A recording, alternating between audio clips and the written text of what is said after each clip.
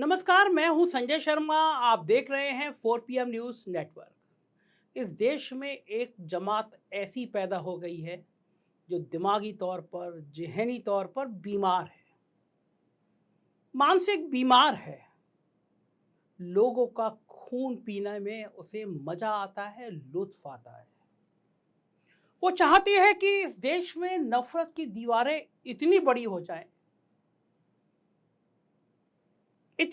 जाएं कि सारी बातें उसके नीचे दब जाएं। लाशों पर महल बनाना चाहती है। ये सोच, ये ख्याल, ये इरादे। इजराइल और हमास के बीच युद्ध चल रहा है, पूरी दुनिया देख रही है, लेकिन भारत की गोदी मीडिया हमास के बहाने इस देश में नफरत फैलाने की कोशिश में जुटी है। मैं मध्य प्रदेश गया और वहां पर एक पत्रकार मुझसे कहते हैं, भाई साहब, आपको नहीं लगता कि इस देश में हर मोहल्ले में, हर शहर में एक गाजा बन जाएगा, गाजा पट्टी बन जाएगा, एक फिलिस्तीन बन जाएगा? मैं कुछ बोला नहीं, मैं उनका चेहरा देखता रहा और सोचता रहा कि पत्रकारों के जहन में भी कितनी नफरत भर गई है। जैसे युद्ध शुरू हुआ, हमारी सरकार तुरंत इजराइल के पक्ष में खड़ी हो गई, कहा कि हम इजराइल के साथ हैं। और उसके बाद गोदी मीडिया के जहरीले ट्वीट एक के बाद एक आते चले गए। गोदी मीडिया ने शो करना शुरू कर दिए। कारण समझते हैं आप? हमास के बहाने आपके जहन में यह बात बिठाई जा रही थी कि एक समुदाय ऐसा है जो आतंकी है।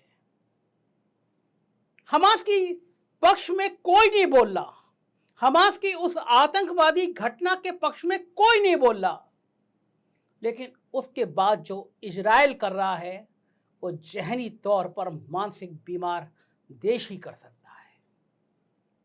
मैं आज आपको बताऊंगा कि गोदी मीडिया इजराइल और हमास के युद्ध के बहाने कैसे देश में नफरत का माहौल तैयार कर रहा है।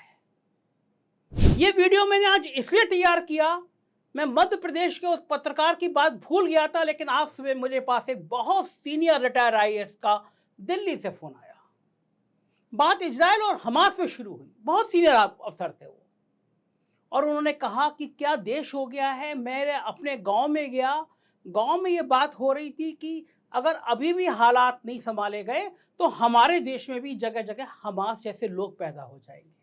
आप समझे इस बात को, आप समझे इस रणनीति को। इजराइल और हमास के बहाने आपके जहन में नफरत बिठाने के खेल को समझे। मेरे व्हाट्सएप पे भी ऐसे मैसेज आने लगे। हमास के आतंकियों की तुलना देश के एक समुदाय से लोग करने लगे। इजराइल की बात कोई नहीं कर रहा, इस युद्ध की बात कोई नहीं कर रहा। इजराइल एक बार में हजारों की संख्या में गाजा पर हमला कर रहा है, वहां के लोगों को अपना निशाना बना रहा है, मासूम लोगों की हत्या कर रहा है। क्या बुजुर्ग, क्या महिला, क्या बच्चे। इजराइल इस कदर तबाही के आलम पर उतर आया है कि उसे कुछ भी नजर नहीं आ रहा। वो अब सिर्फ और सिर्फ तबाही चाहता है। यही वजह है कि एक साथ हजारों की संख्या में बम फोड़ रहा है, बम मार रहा है। आलम यह हो गया है कि इजरायली प्रधानमंत्री बेंजामिन नेतन्याहू मानवता और इंसानियत को भूलकर पूरी तरह से तबाही पर उतर आए हैं। इजराइल पहले ही युद्ध के सारे नियम और कानून को ताक पर रख चुका है, अस्पतालों तक में मिसाइल डाल रहा है। नेतन्याहू ने साफ तौर पर कह दिया है कि यह हमारे लिए करो या मरो की लड़ाई है। लेबनान के बीच में आने पर लेबनान और फिलिस्तीन को सीधे चेतावनी देते हुए उसने कहा कि प्रधानमंत्री ने कहा, मैं जानता हूं कि आपने अपने दोस्तों को खोया है, ये बेहद कठिन समय है, लेकिन हम अपने जीवन की लड़ाई लड़ रहे हैं, अपने घर को बचाने के लिए लड़ रहे हैं। ये अतिशयोक्ति नहीं है, ना मैं बढ़ चढ़कर बोल रहा हूं, ये युद्ध है। ये मरो और मारो के हालात हैं और उन्हें मारने की जरूरत है। ये इजराइल के प्रधानमंत्री का बयान है।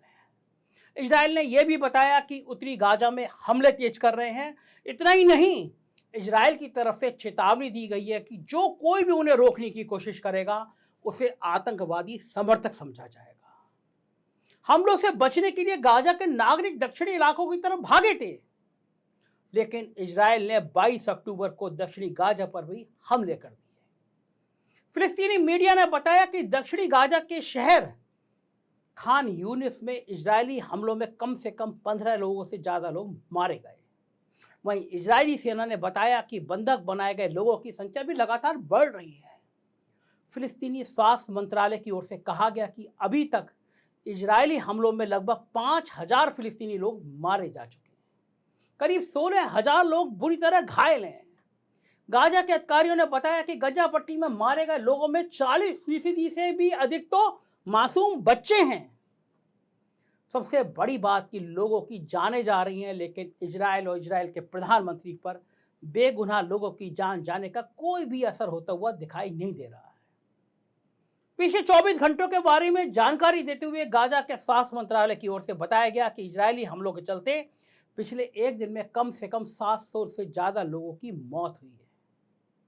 अंतर्राष्ट्रीय मीडिया की रिपोर्ट के मुताबिक यूएन की राहत कार्य संबंधी एजेंसी ने बताया कि 7 अक्टूबर को जिस दिन हमास और इजराइल का युद्ध शुरू हुआ था, उसके बाद से अब तक एक दिन के अंदर हुई मौतों का आंकड़ा लगातार बढ़ता चला जा रहा है। कहा गया कि परिवार के परिवार इमारतों के मलबों के नीचे दब गए हैं। मीडिया रिपोर्ट के मुताबिक हमास नियंत्रित गाजा के स्वास्थ्य मंत्रालय के प्रवक्ता अशरफ अल किद्रा ने बताया कि मंत्रालय को 1,500 से ज़्यादा लोगों के लापता होने की सूचना मिली है। इनमें से 870 से ज़्यादा बच्चे शामिल हैं। किद्रा ने आशंका जताई कि लापता लोग मलबों के नीचे हो सकते हैं। सोचिए कितना दर्दनाक सीन है, छोटे छोटे बच्चों की लाशें निकल रही हैं। वहीं इन हालातों से इतर पूरी तरह से तबाही पर उतरे इजराइल ने इस बीच गाजा में बमबारी को और भी तेज कर दिया है। इजरायली सेना ने 24 अक्टूबर को गाजा में 400 जगह पर बमबारी करी है। यह हाल तब है जब एक दिन पहले यह आंकड़ा 320 का था। इन हमलों पर इजराइल का कहना है कि इन हमलों में उसने हमास के उन कमांडर और उग्रवादियों को मार गिराया जो इजराइल में मिसाइल हमलों की तैयारी कर रहे थे। अरे आपको मारना है, आतंकवादियों को मार दीजिए, लेकिन इन बच्चों का, इन महिलाओं का क्या कसूर है जो बेगुनाह मारे जा रहे हैं।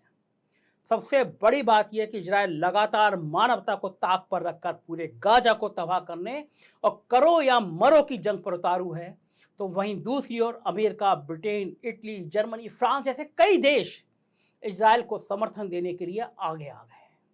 कई यूरोपीय देश आए दिन इजराइल के समर्थन में उतर रहे हैं। इजराइल जाकर वहां के प्रधानमंत्री नेतन्याहू से मिल रहे हैं।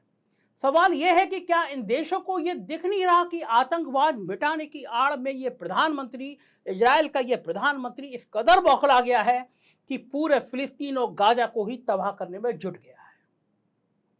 आए दिन बमबारी बढ़ती जा रही है, लोगों की जानें जा रही हैं, हर दिन एक बड़ी संख्या में निर्दोषों की मौत हो रही है, लेकिन फिर भी अमेरिका और फ्रांस जैसे देश इजराइल को अपना खुला समर्थन दे रहे हैं।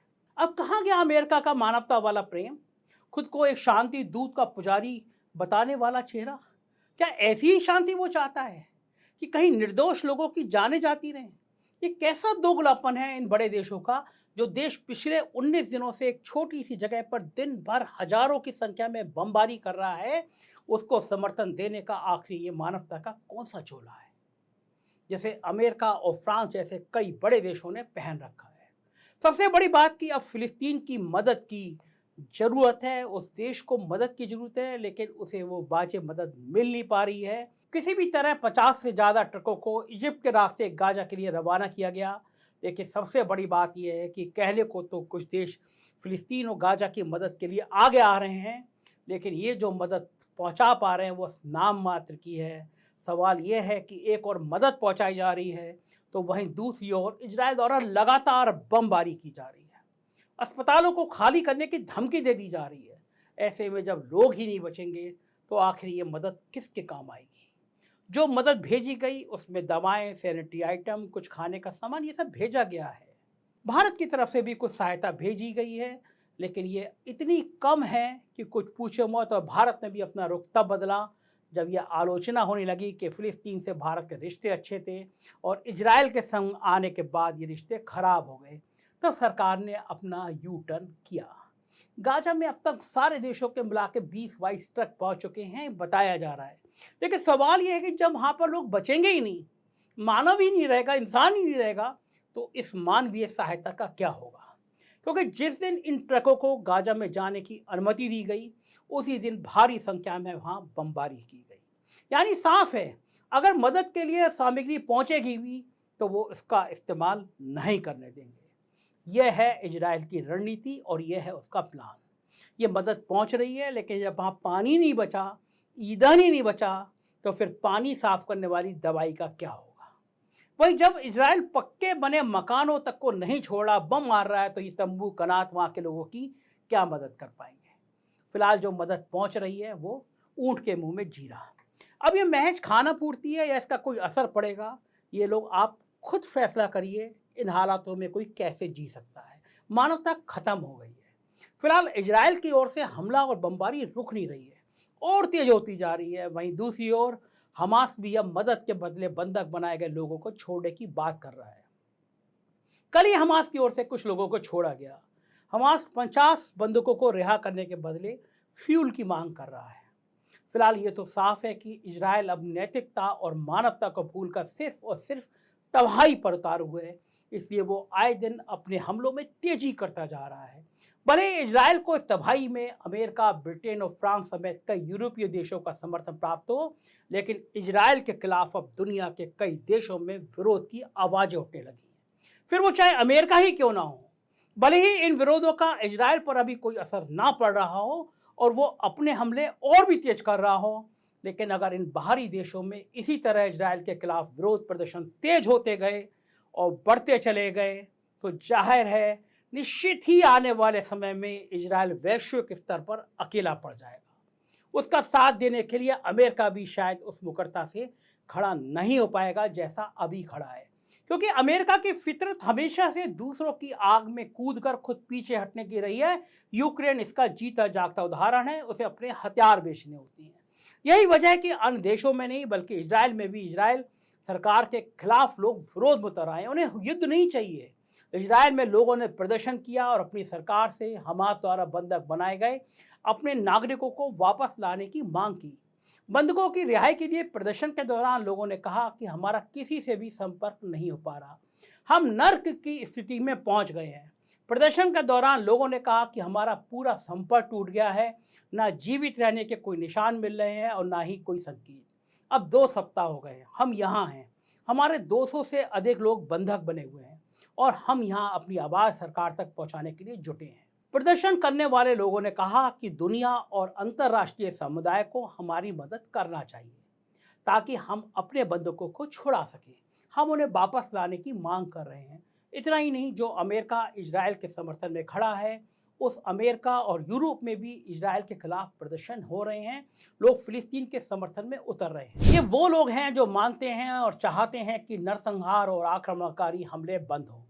अमेरिका और यूरोप में लोग सड़कों पर उतर आए हैं। कनाडा के टोरंटो समेत कई शहरों में फिलिस्तीन के समर्थन में नारेबाजी की गई और इस जंग को तुरंत रोकने की मांग की गई। वहीं ब्रिटेन के लंदन में और कई अन्य स्थानों पर भी फिलिस्तीन के समर्थन में प्रदर्शन किए गए, नारेबाजी की गई। लंदन में बड़ी संख्या में लोगों ने मार्च किया। जो फ्रांस अब इजराइल के समर्थन में आया है और वहाँ के राष्ट्रपति इजराइल भी पहुँच गए हैं, उस फ्रांस में भी इजराइल के विरोध में प्रदर्शन हुए। फ्रांस की राजधानी पेरिस में फिलिस्तीन के समर्थन में नारेबाजी की गई। इस दौरान लोगों ने फिलिस्तीन के झंडे लहराए, इजराइल के विरोध में नारेबाजी की।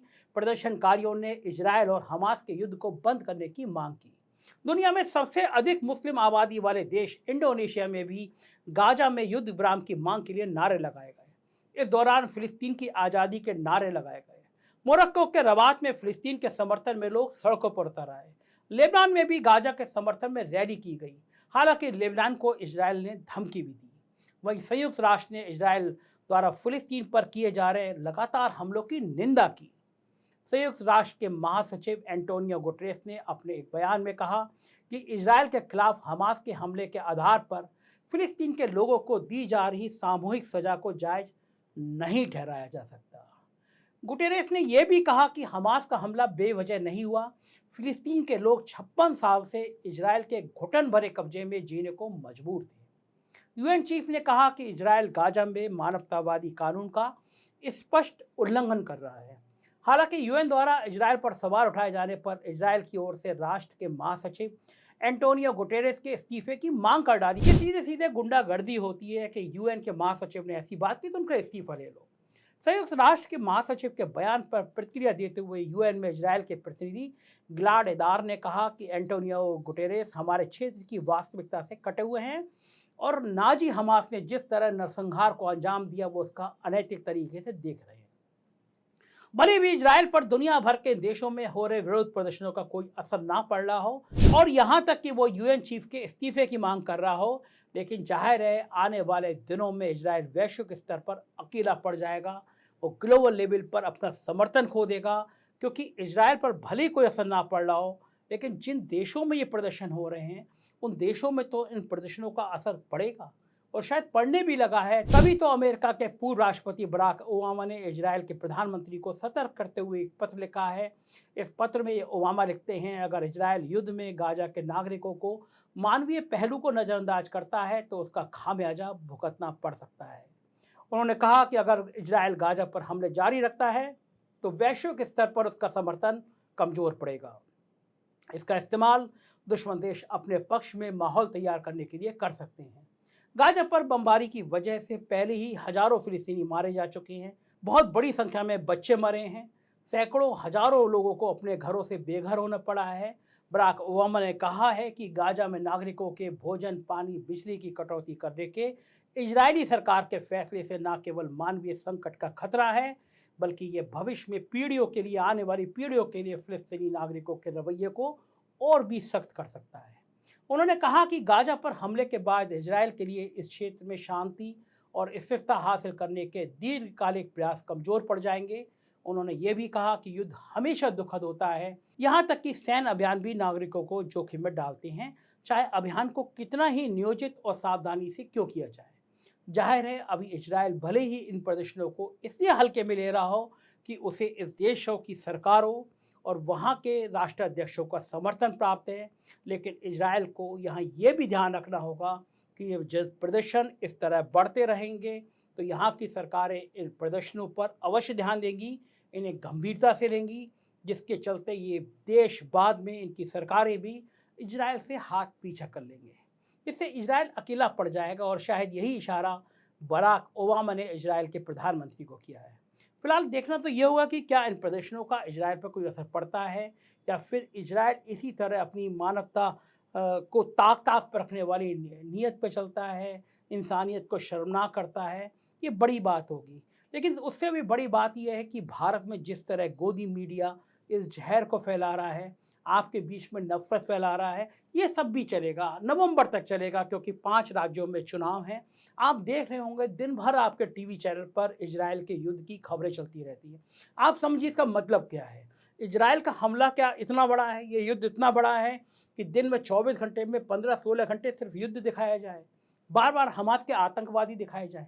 एक्चुअल में इनको दिखाने के पीछे ये है, टीवी चैनलों पर ये चलती रहे, आपके व्हाट्सएप फैक्ट्री पर नफरत भरे बयान आते रहें, आपके अड़ोस पड़ोस में रहने वाला कोई मानसिक बीमार आदमी आपको बताता रहे कि भारत में हमास जैसी मानसिकता है, देश के बड़े बड़े पत्रकार ट्वीट करें कि यहाँ पे भी हमास जैसी मानसिकता के लोग हैं, इनका भी इलाज करने की ज़रूरत है। ये सब व्हाट्सएप की नफरत भरी फैक्ट्री है जो नवंबर तक चलेगी, जब तक वोटिंग नहीं हो जाती। और आप लिख कर रख लीजिएगा, जैसी ही वोटिंग खत्म होगी आपको टीवी चैनलों से इजरायल का युद्ध भी गायब होता हुआ नजर आ जाएगा। ये सब गोदी मीडिया का जहरीला खेल है जिसमें आपको फंसाने की कोशिश की जा रही है। दिमाग को दुरुस्त रखिए, ध्यान रखिए, नफरत से कोई किसी का कुछ नहीं भला होता। नफरत नहीं, प्यार को बढ़ाइए, हमारा काम है प्यार बढ़ाना। हम यही बातें आपसे करते रहेंगे, आपका प्यार हमें चाहिए। बहुत नाजुक वक्त है, सरकार यूट्यूब पर भी प्रतिबंध लगा रही है। राहुल गांधी ने आज खुलासा किया कि वो यूट्यूबर जो सरकार की नीतियों का विरोध करते हैं, उनकी रीच कम की जा रही है। ऐसा होगा, लोकतंत्र तभी बचेगा जब आप जीवित रहेंगे, जब आप सुनने की आदत डालेंगे। मुझे लगता है आपकी जागरूकता लोकतंत्र को मजबूत करेगी। देखते रहिए 4PM। शुक्रिया।